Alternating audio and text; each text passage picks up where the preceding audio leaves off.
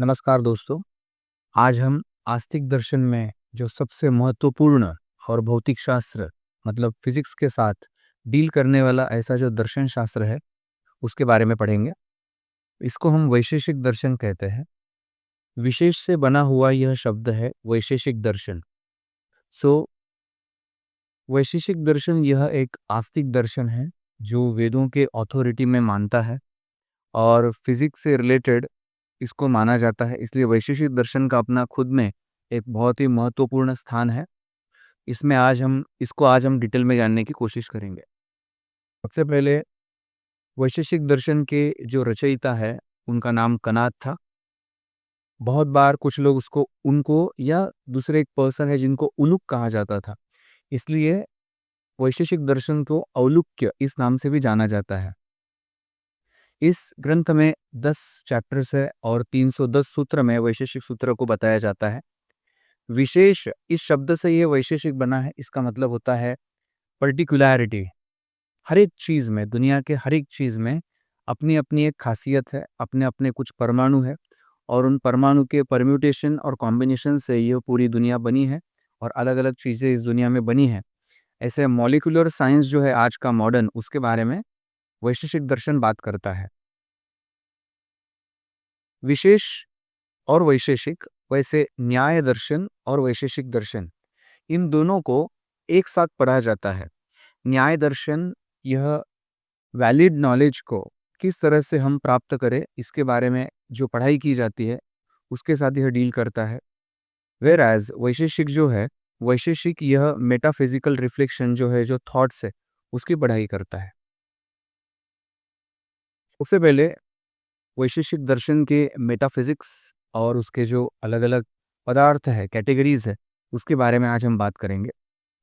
तो वैशेषिक दर्शन में आपको वैरायटी दिखाई देती है। हर एक पदार्थ की अपनी अपनी एक वैरायटी है, अपना अपना खुद का एक गुणधर्म है और यह वैरायटी दुनिया में अलग अलग प्लूरैलिटी, अलग अलग चीज़ों में बटी हुई है। तो डाइवर्सिटी और प्लूरैलिटी इसका एक एसेंस है। लेकिन हमें एक बात यहाँ पे ध्यान में रखनी है, भले वैशेषिक दर्शन यह प्लूरलिस्टिक रियलिज्म को मानता हो, लेकिन वो चारवाक की तरह मटेरियलिस्टिक नहीं है, क्योंकि चारवाक केवल प्रत्यक्ष दर्शन को मानता है। वेयर एज वैशेषिक दर्शन जो है वह अभाव, समय और आत्मा, इन चीज़ों को भी मानता है, जिसमें चारवाक दर्शन नहीं मानता है, जो कि एक मटेरियलिस्टिक फिलॉसफी है।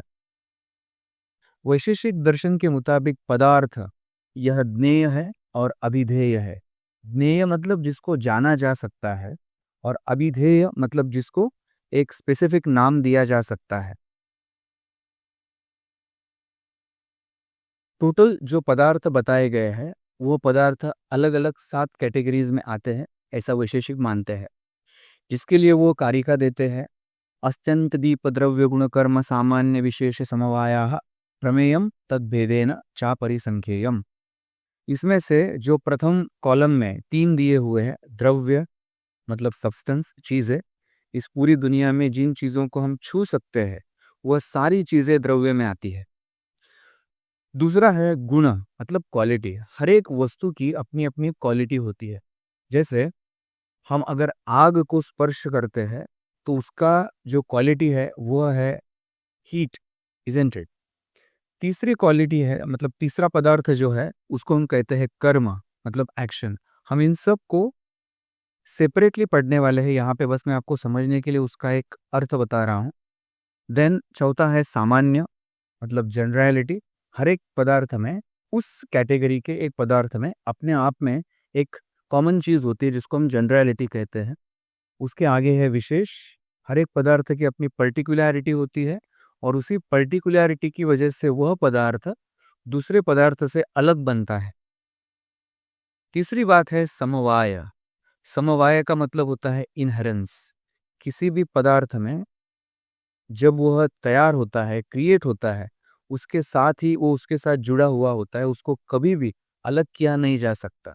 जैसे पानी का लचीलापन है या पानी को आप, उसका जो बहाव है, इसको आप कभी रोक नहीं सकते, पानी हमेशा हिलता रहता है। तो यह जो उसका जो क्वालिटी है वह समवाय है, इनहेरेंस है। और अभाव, बहुत सारे तत्वज्ञ यह मानते हैं कि अभाव, यह जो पदार्थ है, ये कनाद ने नहीं ऐड किया था, वो कनाद के बाद उनके कमेंटेटर्स जो है उन्होंने इसको ऐड किया था। और अभाव का मतलब होता है नॉन एग्जिस्टेंस। तो नॉन एग्जिस्टेंस मतलब एक स्पेसिफिक टाइम पे जब कोई एक चीज़ हमें दिखाई नहीं देती है, वो वहाँ पे नहीं दिखती है, तब हम उसको अभाव कहते हैं। जैसे अगर बारिश हो रही हो और इस बारिश में बहुत सारे क्लाउड्स आ गए हो, ऐसे क्लाउड्स में हमें सूरज नहीं दिखता है, तो उस वक्त सूरज का अभाव है। तो यह भी एक पदार्थ है, ऐसा वैशेषिक दर्शन मानता है। इन सारे पदार्थों को हम अभी एक एक करके पढ़ेंगे। तो उसमें से सबसे पहला है द्रव्य। द्रव्य का मतलब होता है कोई भी चीज जिसको हम टच कर सकते हैं। तो द्रव्य जो है वो मटेरियल कॉज है इफेक्ट का, इसलिए वो गुण और कर्म इन दोनों का बेस है। जैसे इसके लिए कारिका कहते हैं क्रिया गुणवत समवाय कारणम मिति द्रव्य लक्षणम। इसका मतलब क्रिया और गुण, यह जो दो पदार्थ है, ये दो पदार्थ जिस बेस में होते हैं, उनका जो सबस्ट्रेट है, जो बेस है, वो द्रव्य है। जैसे एग्जाम्पल देखते हैं हम, यहाँ पे तीन आप पिक्चर्स देख सकते हो। पहले पिक्चर में आप देख सकते हो ग्रीन कलर से बना हुआ ये कपड़ा है। अब ये जो ग्रीन कलर क्लॉथ है, इसमें इस कपड़े का ग्रीननेस ये कोई इनहेरेंट नहीं है, वो कलर उसको बाद में मिला है। So greenness is not the quality of a cloth. दूसरा एग्जाम्पल देख लीजिए आप, होल्डिंग अ पेन, पेन को हाथ में पकड़ना। इसमें दो चीजें हैं, हाथ से पेन को मतलब उंगली से पेन को पकड़ना एक क्रिया है, और एक ऑब्जेक्ट है दैट इज द्रव्य। इन दोनों को अलग किया जा सकता है, कैन बी सेपरेटेड।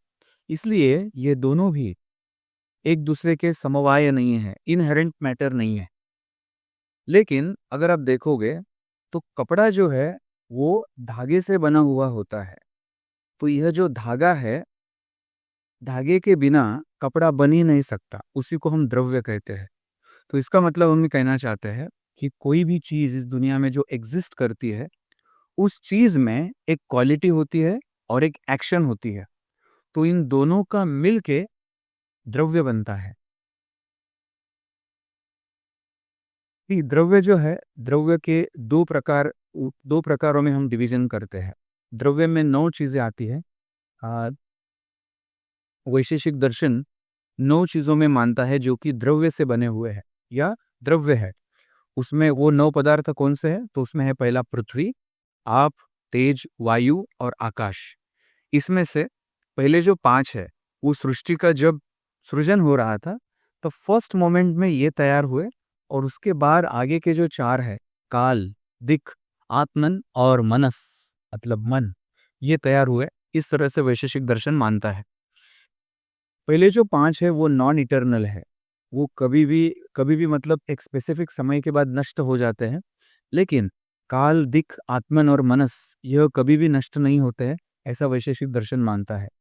अभी इन 9 द्रव्यों का हम क्वालिटीज और उनके गुण देखेंगे। तो सबसे पहले हम बात करते हैं पृथ्वी की। तो पृथ्वी की कैरेक्टरिस्टिक्स क्या है? तो सबसे पहले पृथ्वी गंधवती है। तो हमारे जो 5 तन मात्राएं हैं, शब्द, स्पर्श, रूप, रस और गंध, यह 5 जो क्वालिटीज है, वो 5 क्वालिटीज आपको इन अलग अलग पंच महाभूतों में दिखाई देंगे। किसी में आपको 4 दिखाई देंगी, किसी में 3, किसी में 2, किसी में 1। तो पृथ्वी जो है गंधवती पृथ्वी, इसलिए हमारा जो नाक है जिससे हमें गंध मिलती है, तो नाक पृथ्वी से बना हुआ है, ऐसा वैशेषिक दर्शन मानता है। तो पृथ्वी में 4 तन मात्राएं होती है, रूप, रस, गंध और स्पर्श। इसमें शब्द नहीं होता है, शब्द केवल आकाश में होता है। दूसरा है आप, शीत स्पर्श वक्त्य आपः। आप मतलब जल, तो जल मतलब रस, यह उसका कैरेक्टरिस्टिक्स है, रस, गंध, स्पर्श। तो इस रस को हम हमारी जिह्वा से, हमारे टंग से टच कर सकते हैं, इसलिए टंग इससे बनी हुई है, हमारी जिह्वा इससे बनी हुई है, पानी से, ऐसा हम मानते हैं। तीसरा है तेज, तेज मतलब अग्नि, रूप रहित स्पर्शवान वायु। तेज में हमें रूप और स्पर्श दिखाई देता है, वो हमारे आई, ये इसका कैरेक्टरिस्टिक्स है। वायु हमें स्किन से समझ में आता है, वैसे आकाश, तो आकाश का गुण जो है वो है शब्द, शब्द गुणकम आकाशम। तो वो हमें कान से सुनाई देते हैं शब्द, इसलिए कान आकाश से बना हुआ है ऐसा मानते हैं। अभी आगे के जो चार है जो कि इटरनल है, वो है काल। आइंस्टाइन ने उनकी स्पेशल थियरी ऑफ रिलेटिविटी में जो बात बताई है, time and space they are relative with each other, isn't it? So काल जो है, उस काल के बारे में हम बात कर रहे हैं। अतीता दिव्य व्यवहार हेतु कालः, हमारे डे टू डे लाइफ में जो घटनाएं हो रही है उनको एक स्पेसिफिक मेजरमेंट में गिनने के लिए जो मेजरमेंट हम यूज करते हैं उसको हम काल कहते हैं। दूसरा है दिक।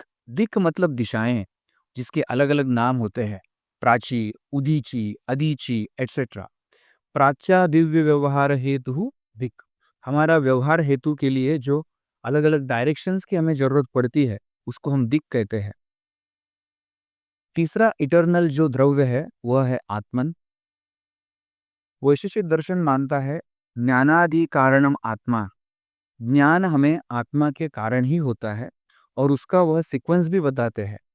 आत्मा मन के साथ संयोग में आता है, मन हमारे इंद्रियों के संयोग में आते हैं और हमारी जो इंद्रियाएं हैं वह हमारे ऑब्जेक्ट के साथ संयोग में आती है। इन चारों का कॉम्बिनेशन होके हमें ज्ञान प्राप्त होता है। तो ज्ञान प्राप्ति के लिए आत्मा बहुत जरूरी है। और चौथा इटर्नल इसमें जो फैक्ट है वो है मनस। सुखाद्युपलब्धि साधनम इंद्रियम मनः, इन ज्ञान के और सुख के प्राप्ति के लिए इंद्रियों का ऑब्जेक्ट के साथ मिलन होकर जो हमें ज्ञान प्राप्त होता है उसके लिए मन रिस्पॉन्सिबल होता है। इसके आगे का जो भाग है वो हम हमारे नेक्स्ट एपिसोड में देखते हैं। धन्यवाद।